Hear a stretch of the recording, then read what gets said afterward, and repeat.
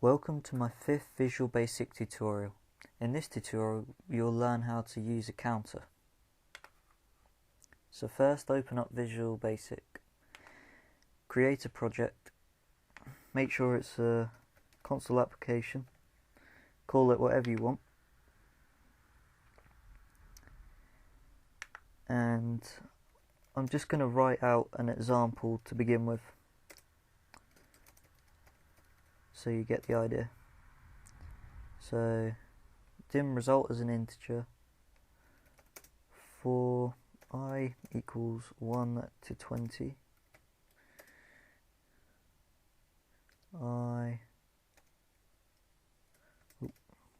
Result equals I times 10, and I want to write the result.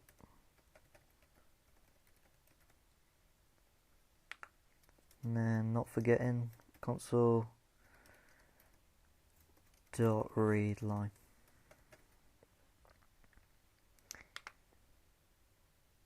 Okay, here you can see it displays all the numbers, but where it displays it as a line because I've wrote Console.Write.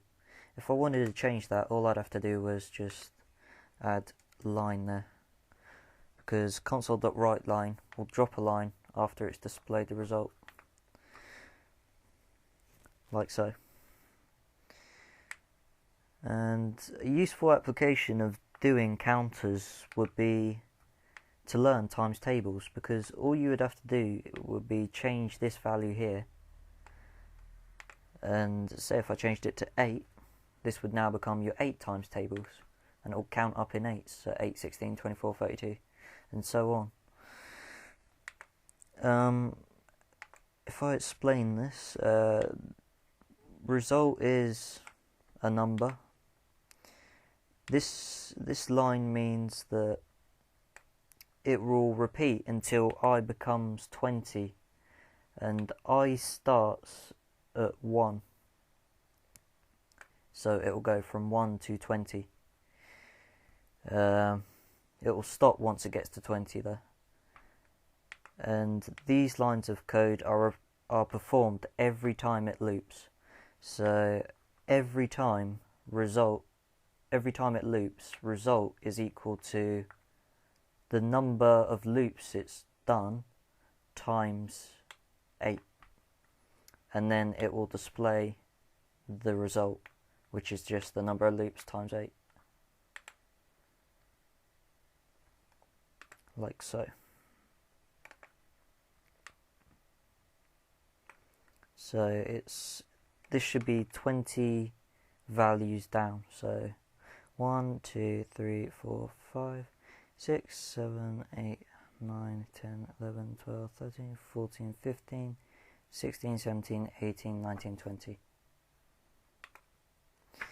There's other examples which you can, there's other programs which you can use counters in.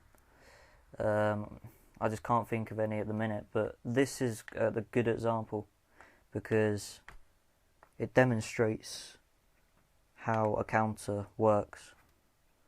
So just to go over it again, it loops the value I, so I goes from the value 1 to 20. You can also make the counter count downwards. To do this, you want to have it the other way round, so I goes from 20 to 1, or it could be from a different value, so say I goes from 50 to 1.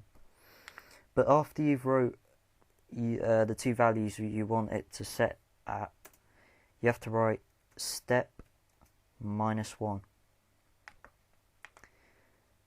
and it will then go down in 9 times tables.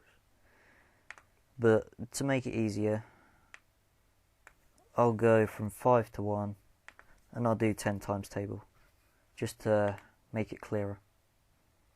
And as you can see, it's gone from 50 to 10 instead of from 10 to 50. And that is about it for the counter tutorial. If you have any questions, please comment or private message me. I'll be happy to help. Thanks for watching, and I hope you carry on to watch the next tutorial.